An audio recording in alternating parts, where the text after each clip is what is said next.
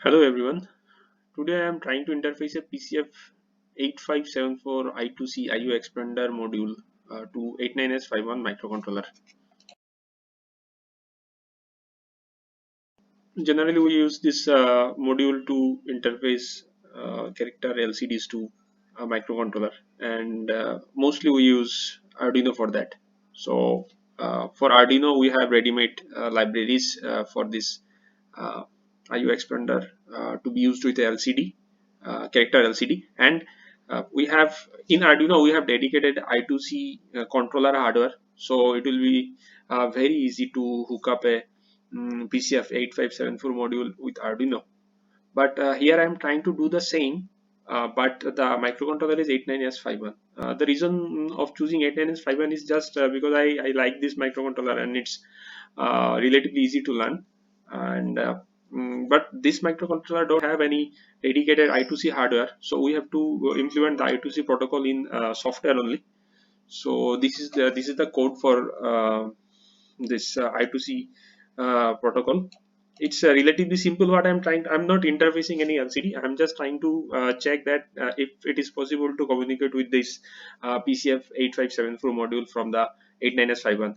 It's this code is all about that. It's not controlling any LCD. I have connected some LEDs to the output of the PCF8574, and I will send some data to the PCF8574 and check if those LEDs are glowing according to that data that I have sent.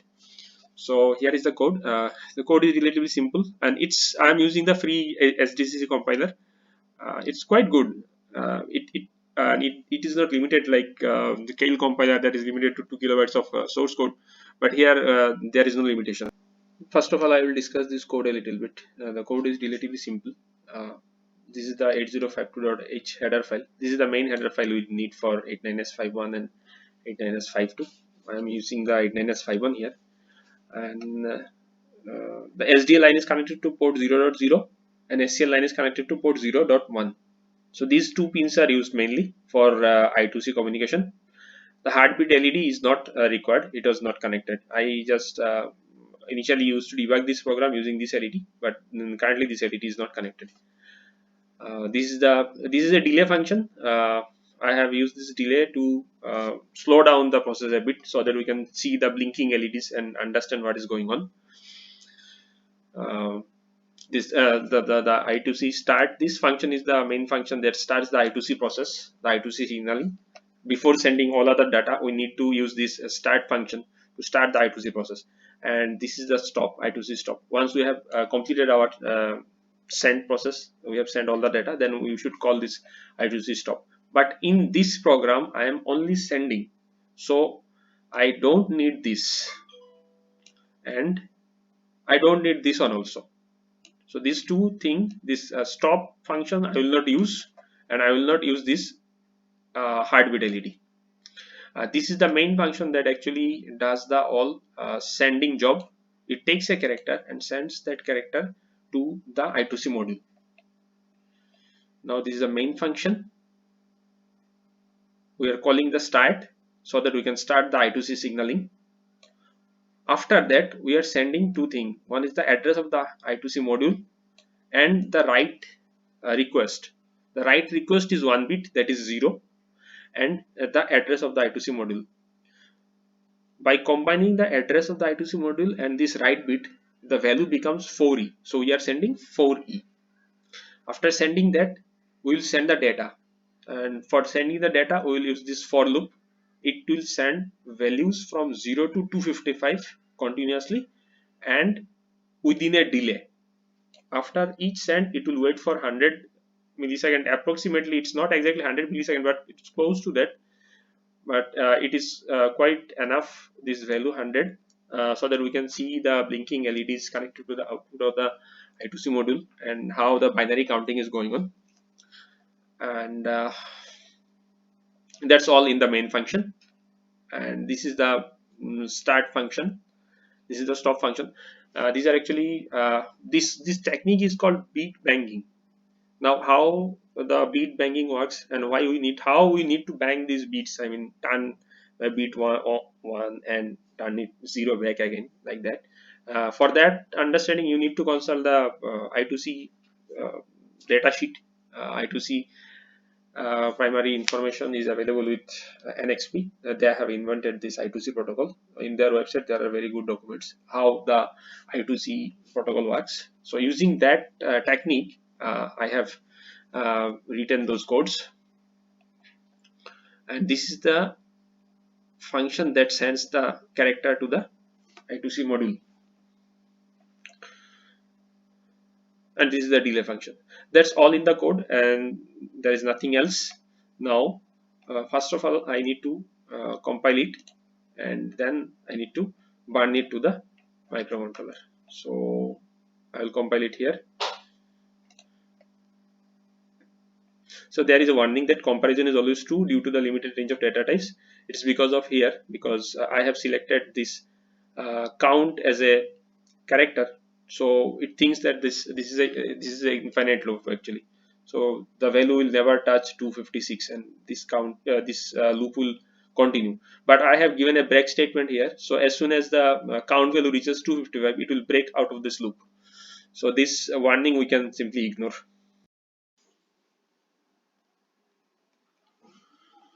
This is the PCF8574 module.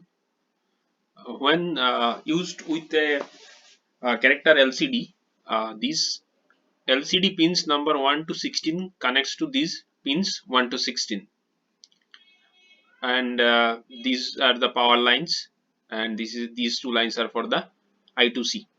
These jumper used to connect the character LCD backlit. So if we need the backlit functionality, then we need to put this jumper. If we don't need the backlit, then we can remove this jumper. That's all for this module. Since I am using this module as a standalone device and not connecting this to any character LCD, I have hooked up LEDs to these pins, so that when the data comes through the I2C bus, we can see the data through these LEDs.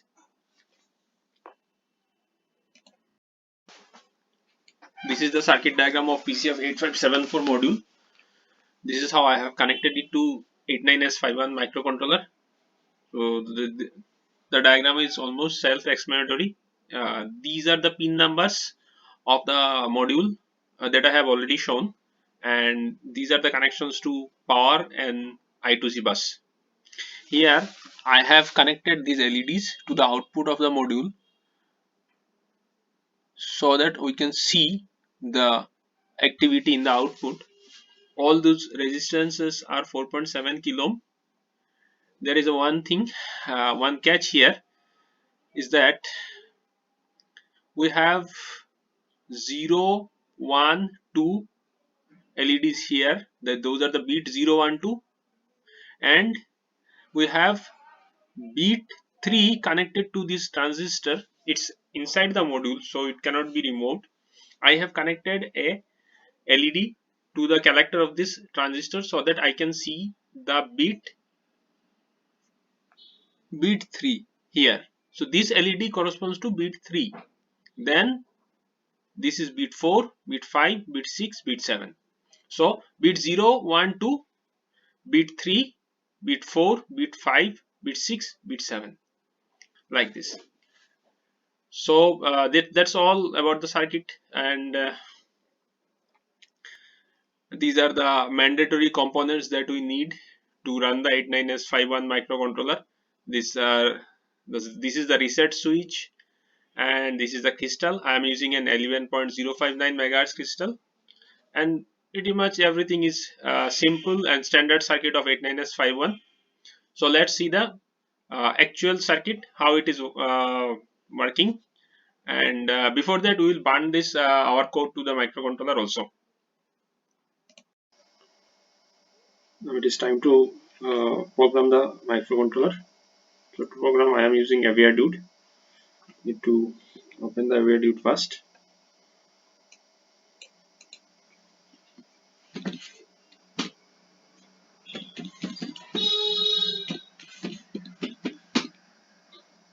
I need to go to the folder folder where every root is located. So this is the folder.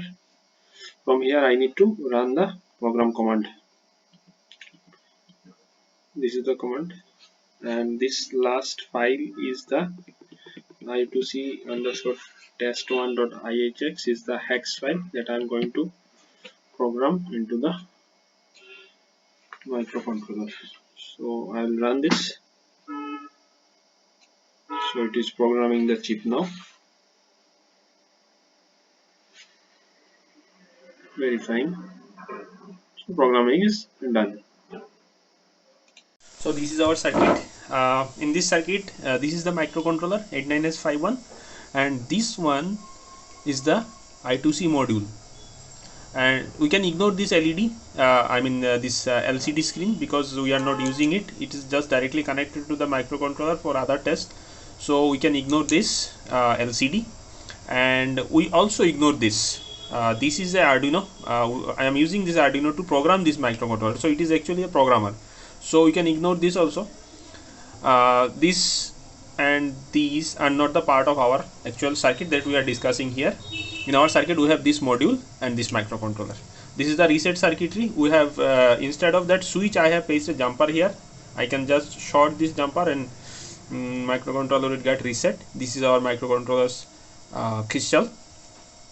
So what we'll do, and another thing is there, is that bit, this LED is the third bit, and rest of the LEDs are here in this module. There are 7 LEDs here, and this LED, this makes the total 8 LED. Now this LED is the bit 3, and this is the bit 0, 1, 2 and 4, 5, 6, 7. So let's reset this microcontroller and you will see the counting. This is the reset switch. I will press the reset. Okay, done. So it is started counting. So microcontroller is now sending this binary count through the I2C bus here to this module, and this module is displaying the values in its output port. So it is counting in binary. You can see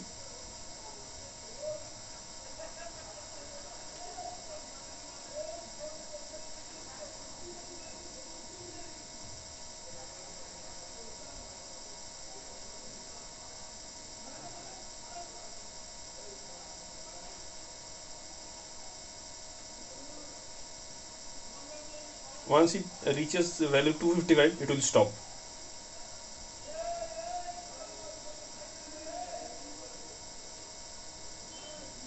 See, complete counting is done.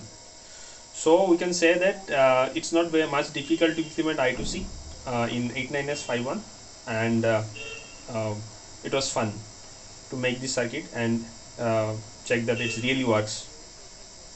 Thank you.